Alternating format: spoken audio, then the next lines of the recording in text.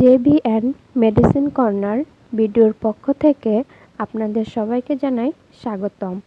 আজকে আলোচনায় থাকবে অ্যাম্বোলিট সিরাপ সম্পর্কে। দর্শক, ছোট্ট একটা অনুরোধ, ভিডিওটি না টেনে সম্পূর্ণ ভিডিওটি দেখার চেষ্টা করবেন, কারণ ভিডিওটি টেনে দেখলে আপনি অ্যাম্বোলিট সিরাপ সম্পর্কে বিস্তারিত জানতে পারবেন না। আপনারা দয়া করে আমার চ্যানেলটি সাবস্ক্রাইব করবেন এবং নিত্য নতুন ভিডিও পেতে অবশ্যই বেল আইকনটি অন করে রাখবেন। যে কোনো ঔষধ ক্রয় করার আগে উৎপাদন ও মেয়াদ উত্তীর্ণের তারিখটা দেখে নেবেন, তা না হলে প্রতারিত হতে পারেন।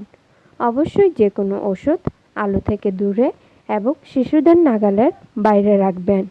সিরাপটি 30 ডিগ্রি সেন্টিগ্রেড তাপমাত্রার উপরে সংরক্ষণ করা হতে বিরত থাকুন।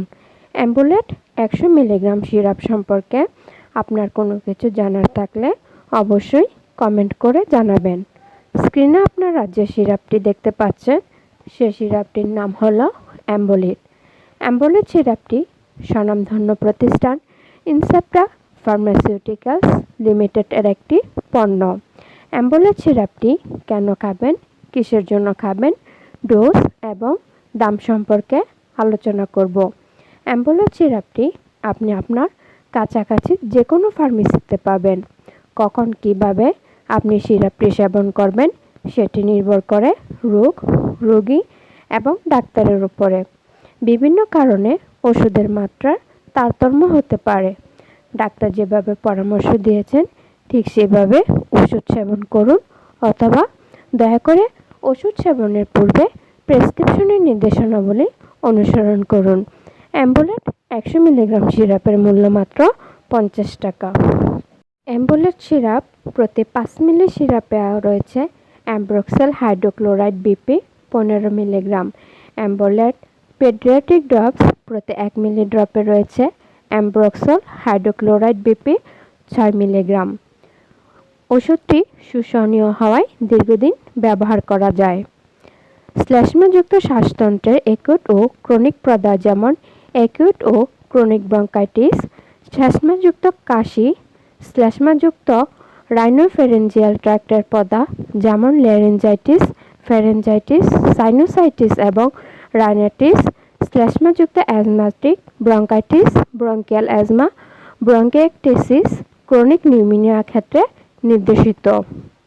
দৈনিক সেবন মাত্রা 0 থেকে 6 মাস 0.5 মিলি দিনে 2 বার, 6 থেকে 12 মাস 1 মিলি দিনে 2 বার, 1 থেকে 2 বছর 1.25 মিলি দিনে 2 বার, 2 থেকে 5 বছর 2.5 মিলি বা আধা চামচ দিনে 2 থেকে 3 বার, 5 থেকে 10 বছর 5 মিলি বা 1 চা চামচ দিনে 2 থেকে 3 বার, 10 বছরের অধিক ও বয়স্ক 10 মিলি বা 2 চা চামচ দিনে 3 বার।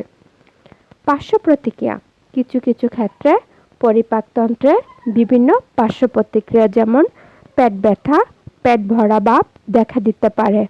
কদাচিৎ অ্যালার্জি যেমন ইরাপশন, চুলকানি, এনজিওনিউরোটিক ইডিমা হতে পারে। সতর্কতা: গ্যাস্ট্রিক ও ডিউডেনাল আলসারের রোগীদের এবং খিঁচুনির রোগীদের সাবধানতার সাথে অ্যামব্রক্সল দেওয়া উচিত। যাদের যকৃত ও বৃক্কের কার্যক্ষমতার অপর্যাপ্ততা রয়েছে তাদের ক্ষেত্রে সাবধানতা অবলম্বন করা উচিত। গর্ভাবস্থায় ও স্তন্যদানকালে ব্যবহার: গর্ভাবস্থায় অ্যামব্রক্সল ব্যবহারে গর্ভস্থ শিশুর কোনো রকম ক্ষতির তথ্য পাওয়া যায়নি। তবুও গর্ভকালীন সময়ে, বিশেষ করে প্রথম 3 মাস অ্যামব্রক্সল ব্যবহার করা উচিত নয়। স্তন্যদানকালে অ্যামব্রক্সল ব্যবহার নিরাপদ কিনা তা এখনও প্রতিষ্ঠিত নয়। অ্যামব্রক্সল অ্যান্টিটুসিভ যেমন কোডেইন এর সাথে গ্রহণ করা উচিত নয়। সেক্ষেত্রে শ্লেষ্মা বা অ্যামব্রক্সল দ্বারা তরল হয়েছে তা বের হয়ে যেতে পারে না। সবাই ভালো থাকবেন। আসসালামু আলাইকুম।